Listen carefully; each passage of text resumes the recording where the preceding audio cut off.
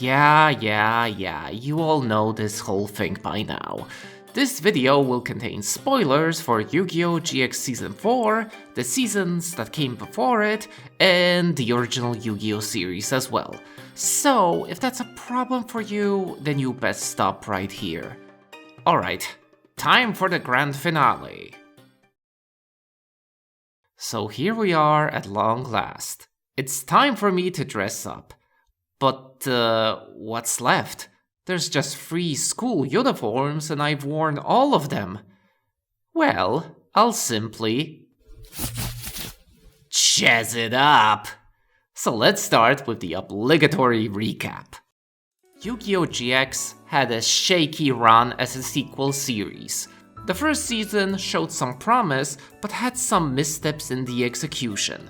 The second season was an utter embarrassment, while the third one was very ambitious with a darker storyline, which resulted in some tonal whiplash when compared to what came before. And unfortunately, both its finale and all of Season 4 never aired in English, which had the unfortunate implication of the main character dying. There's been plenty of theories as to why 4Kids stopped dubbing the show, such as, the show was getting too dark, the ratings were getting too low, Konami wanted to start airing Yu-Gi-Oh! 5Ds earlier to sell more cards, 4Kids hated GX, so they ended things on a depressing note. Of the 4, this one's the funniest, so I think I'll go with it. Currently, the West did not get any dub of Season 4 and likely never will, as even attempts to make a fan dub were stopped by 4Kids, supposedly doing so under pressure from Konami, leaving the subtitled version as the only means to watch the last chapter of GX's story in English, which in all fairness is available by legal means. I guess the sub-purists in the comments section can rejoice, as I'll be forced to watch the show the proper way at long last. But for old time's sake, I'll still refer to the characters by their English dub names, so that these people still have a reason to hate me. And now, let's get our game on with Season 4. For once, the supernatural threat is introduced up front with no pretense. Certain cards in the Academy don't work anymore, as they've been infused with some dark energy, which does later manifest in the form of the bizarre entity known as Truman, with Jaden being one of the few able to combat it, or rather them, given how the entity can be split into multiple bodies. Things are left vague as to what Truman's plan is, but it might be connected with the abandoned dorm. Which you guys might have forgotten about, so here's a quick info dump. One dorm on the island had its students perform forbidden rituals, which led to the disappearance of some people, including Alexis's brother. It was shut down, and the Academy tried to cover the whole thing up because they're the good guys. Then, when the Shadow Riders, the villain group from Season 1, showed up, one of them was called Night Shroud, having been hired by Kagamaru like the others. After his defeat, it was revealed that this was actually Alexis's brother all along, who was possessed by an evil mask. And that's sort of it. We never really bothered solving the mystery of where the other students went, and Atticus remained as a mostly comedic side character. The most we got was him using his Night Shroud mask in one duel in Season 2, where it got destroyed, and in Season 3, where he was sent to the stars. That reminds me. There. Now let's never speak of this mistake again. What I'm trying to say is, this is an unresolved issue from the very start of the show related to one of our cast members, which will now have its conclusion in this final season. However, in case you were getting excited, I must warn you that the creators went about things in a very strange way. Axel Brody just shows up and mentions that after Kagamaru was defeated in Season 1, almost all the missing students were found. Off screen, apparently. Yeah, in case you were hoping for a big, grand rescue mission, tough luck. That plot point has just been hand-waved away. How very satisfying. There is only one student who remains missing, and that's the one who apparently gave the Night Shroud mask to Alexis's brother, Fujiwara Yusuke, a close friend of Atticus and Zane for some strange reason. You might recognize him from some of the footage that I've shown earlier and think that he returned to the island just now, but nope. The writers once more mess around, and this is actually just Fujiwara's favorite Duel Monsters card that was worried about where his master vanished. So it started an investigation in the academy using a replica of the guy's body. Of course. So currently, the premise of the season is, there's a new bad guy, and he might be related to the vanishing of a character that was only now introduced to us. Got it? You'd think this would get Jaden all fired up about fighting, but that's not exactly the case. He starts the season off keeping to himself, avoiding his friends. In fact, after sensing the danger that's ahead, he wishes to resign from the academy and escape the island, just to keep everyone safe, suspecting that all of this is happening because of him, and needs to be convinced not to by his former enemies Kagamaru and Sartorius. One can claim that this is all very natural considering what happened last season, especially since Yubel, the evil entity, is still there with him. However, in practice, it's mostly there for some tension between the characters in those initial episodes. This isn't to say that Jaden becomes the same old self right after, but it still gives me flashbacks to Season 2, where our hero is in a pretty rough spot, gets a new card, some initial issues get resolved, and then the big bad gets pushed aside so that we can get a bunch of filler episodes. Well, to be fair, in this season, these should be classified as closure for the side characters. These stories do relate to what some other cast members are going through at this moment. It is their final year at the academy, so these episodes are their last time to shine. They shouldn't be considered a throwaway thing, but given that the threat at hand is so serious and that I do take issue with their execution, I still often call them filler. Oh well, let's go over them in order from best to worst. Number 1. Professor Crowler is so sad that his students are leaving that he refuses to let them graduate, and so Jaden has to beat him like he did long ago. It is a stupidly simple idea, but it works as a single episode story. Number 2. Not knowing where to go after graduation, Chaz tries working as Aster's personal assistant, but ends up becoming a mascot duelist somehow. All in the middle of the school year, apparently.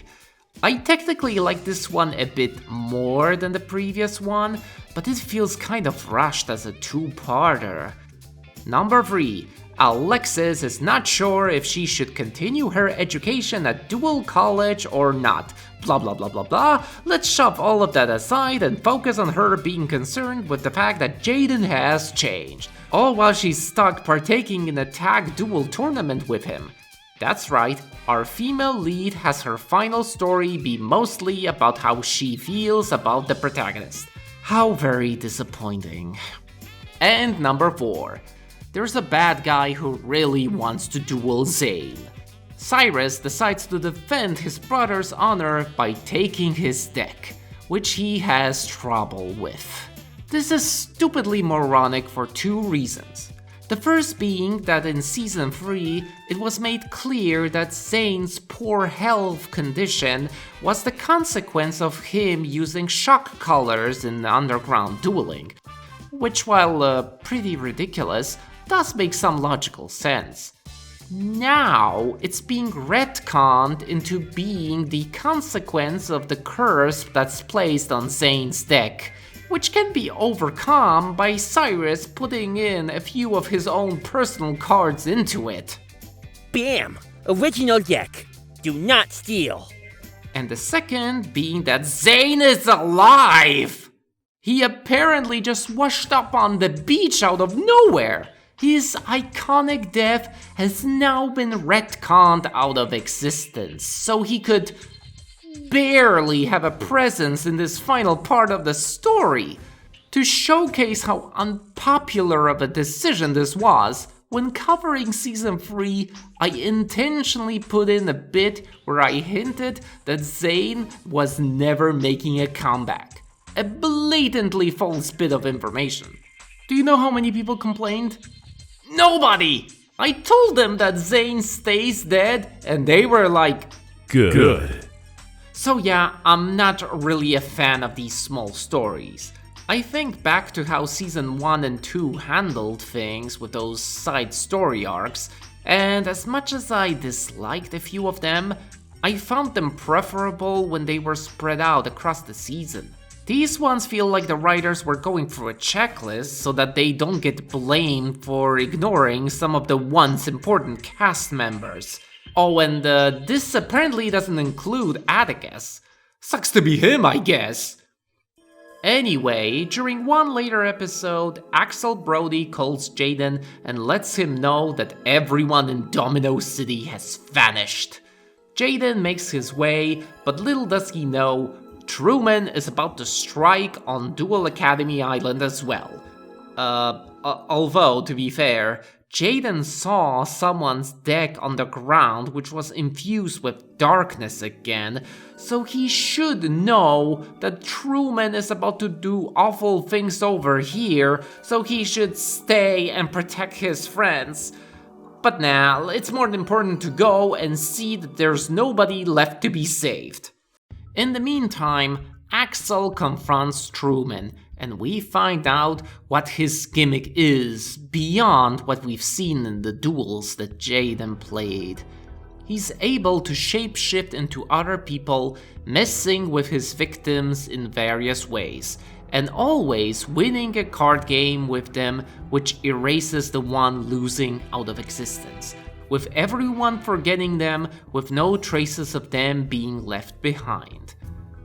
This idea is showcased perfectly in this duel, where Truman turns into Axel's father and makes him remember his past, which involves a situation where he had to choose which of his parents he should save, and the guilt of letting his mother behind torments him till this day. In the end, Axel doesn't have the strength to combat the sorrow. He loses and is erased. It is a very well-written story, especially with the gut punch ending that reveals that Axel's mother had not even died. Even if it seems like nothing was lost that day, a part of him feels regret that doesn't go away. Honestly, the worst part about this story to me is that it showcases that the writers were able to deliver great writing, but we never get anything like this again. Of course, I get that we don't need a series of duels that are this depressing, and I'm okay with the fact that we don't see Truman duel any nobodies, and the only hint we get about it happening is our main cast recalling that they've been playing against a lot of people that day, but they cannot recall who. Plus, the list of students is missing plenty of names. That still works for me. However, when it comes to Cyrus, Chaz, and Alexis playing against Truman, it always happens off-screen, and we only get to see them perish afterwards, which feels extremely unsatisfying.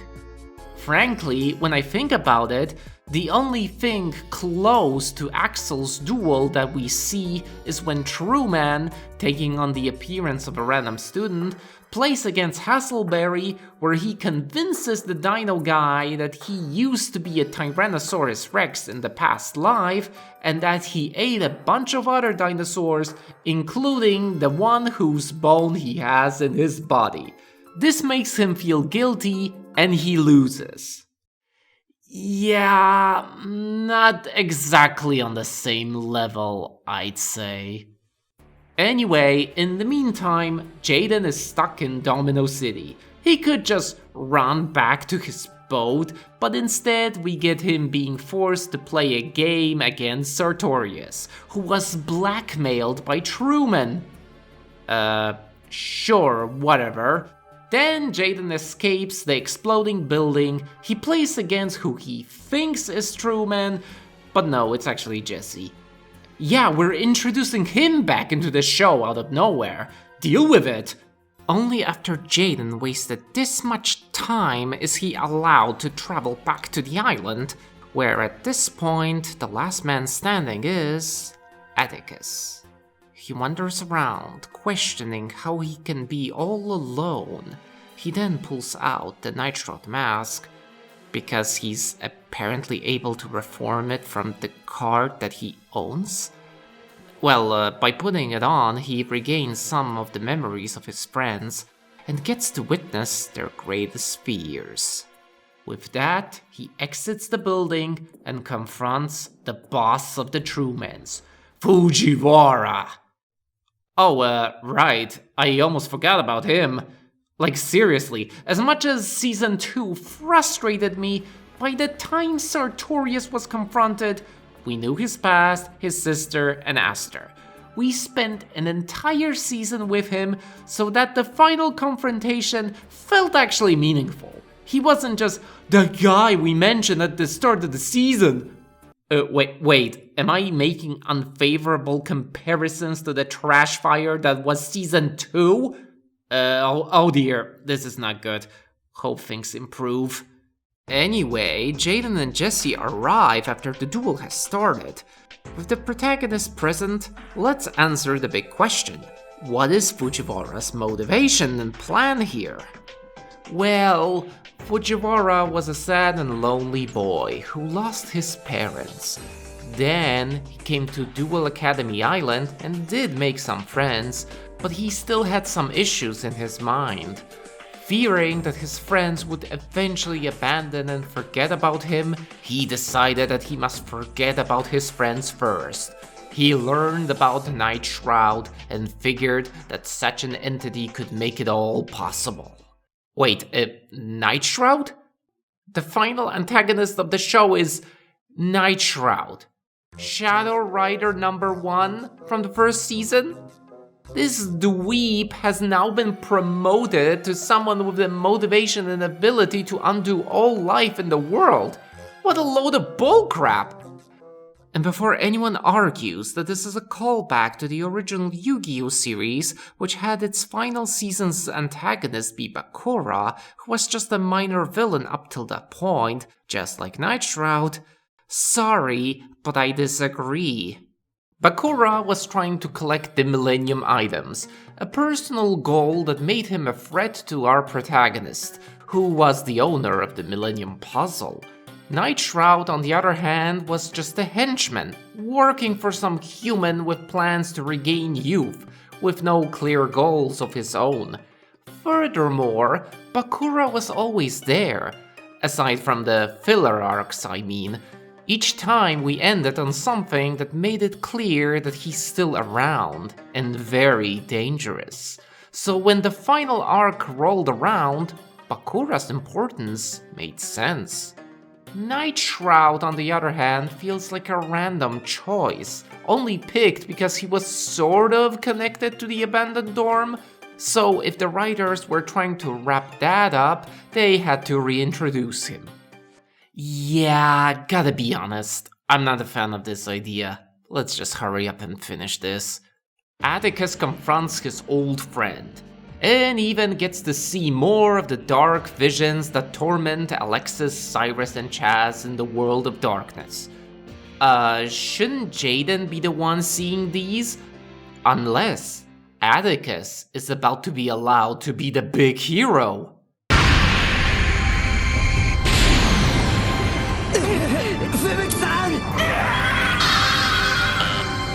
Nope.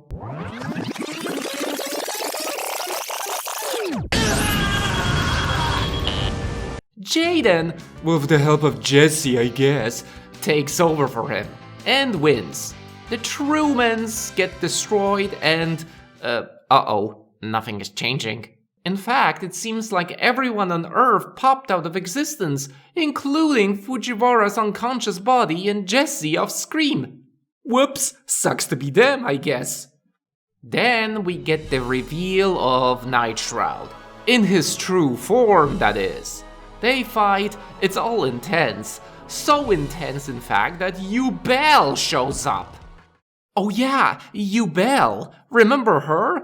We're so far into the season, but this is the first time she bothered showing up.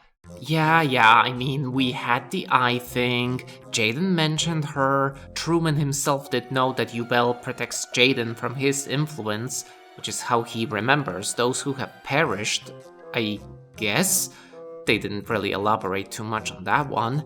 And there's been like 2 times when Jaden used Yubel's powers to summon Neos into the real world to protect himself, because I guess it'd be too much effort for her to do the job herself. But yeah, in terms of showing up personally, this is the first time.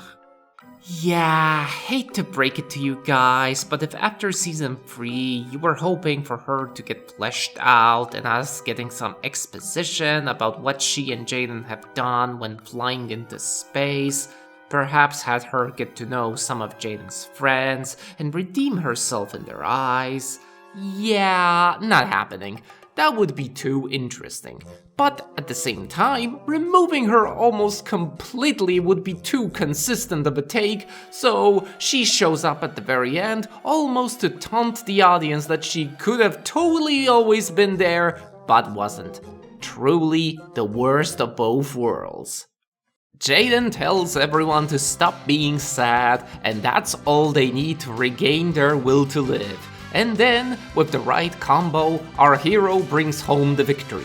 Everyone's safe, and the graduation ceremony can happen, bringing everything to an end. Wow, that went by really fast. Only 22 episodes. Oh well, at least it didn't drag. Yeah, okay, you see where I'm going with this. I'm repeating the bit that I did during my Season 3 review. I changed the background to tease what's about to happen and everything. However, we only have 2 episodes left. While the other seasons consisted of 52 episodes, this final one only gets 24. Yu-Gi-Oh! GX ends its 3.5-year run with a season that's not even half as long as the others, and finishes everything with a 2-part episode where right before leaving his school, Jaden meets Yugi, the protagonist of the first show, and then gets warped to Domino City in the past to play against Yugi. Again, the writers were adamant about not making things straightforward. They duel, and we don't see the conclusion. But we all know that the Yugi totally won. The next scene shows our protagonist in the desert as he finds a message from his friends in his bag, and then runs ahead into the horizon. And that is the end of our story.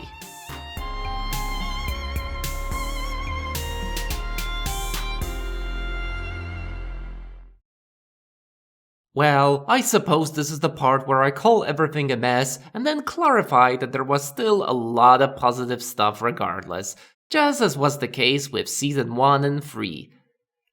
I guess I could do that, but I feel like things are a bit more complicated this time around.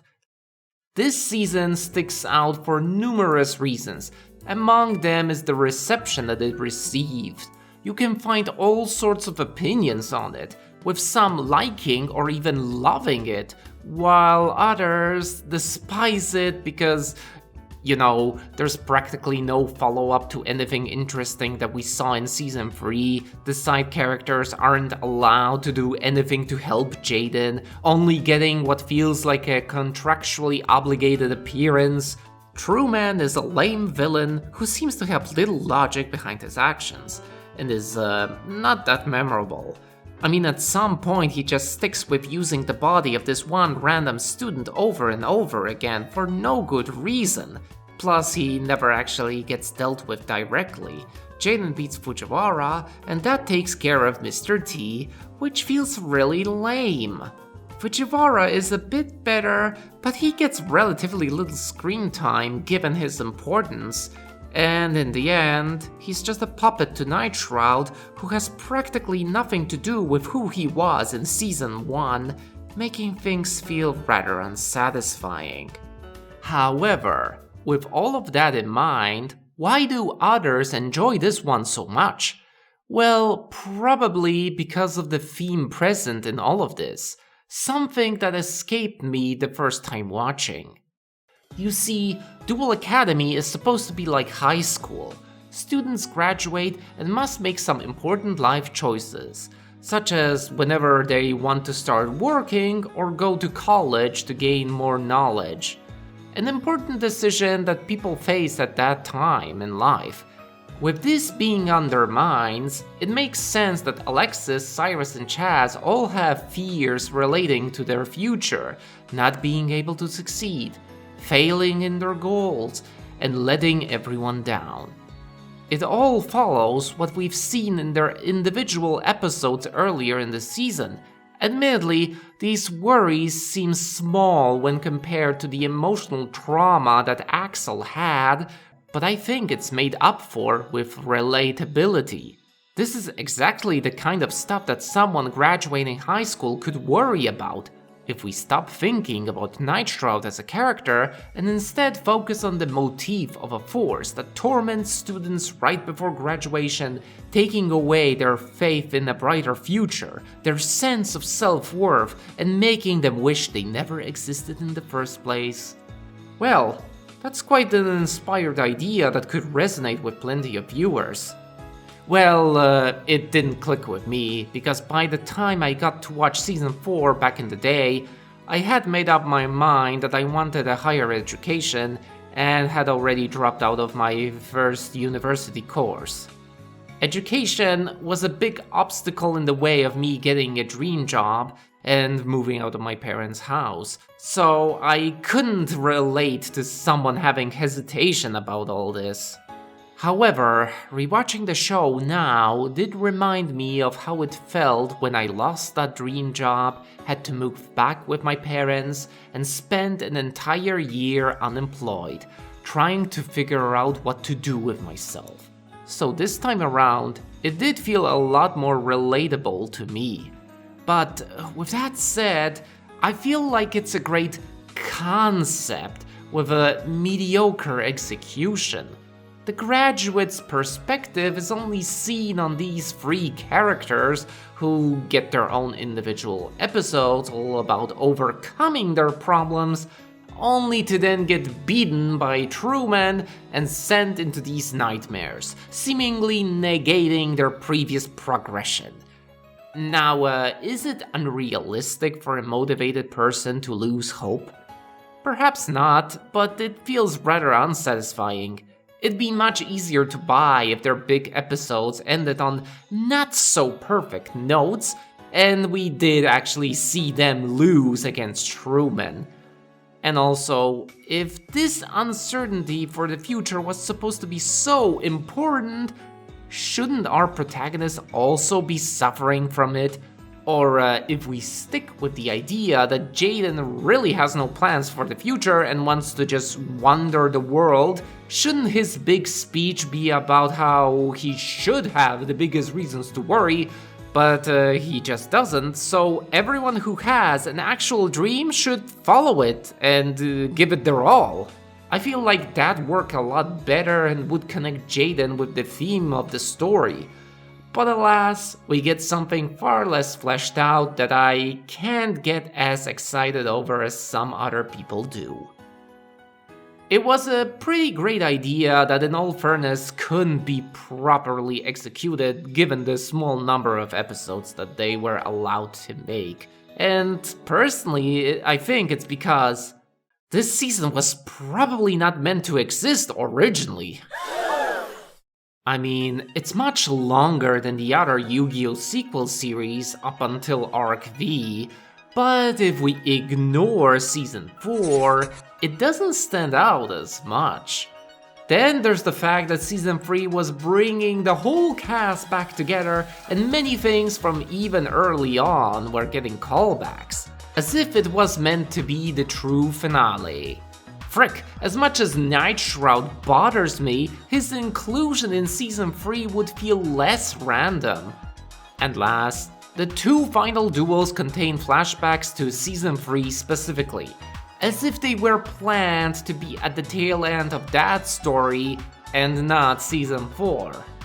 To play conspiracy theorist again, I think it is possible that there was a sudden push to delay the end of GX, so that it could run for a while longer. This would explain why the ending to Season 3 felt so weird and clunky. It was changed on the fly, so things got messy. Maybe Night Shroud was supposed to be in Season 3, or maybe the new script had him replace Yubel. Who knows? And that finale of Jaden just leaving without saying goodbye to his friends, it seems more fitting at the end of an adventure where some of the blame was on him, not the one where he was the clear savior of humanity. So yeah, I think that's what happened. And the delay was probably issued because of some mumbo-jumbo like 5Ds needing more time in the oven, or Season 3's story not going in a direction that the production team liked. But in the end, it's all speculation, and I must judge the show as it is. So let's get to the final verdict. Without a doubt, I prefer Seasons 1 and 3.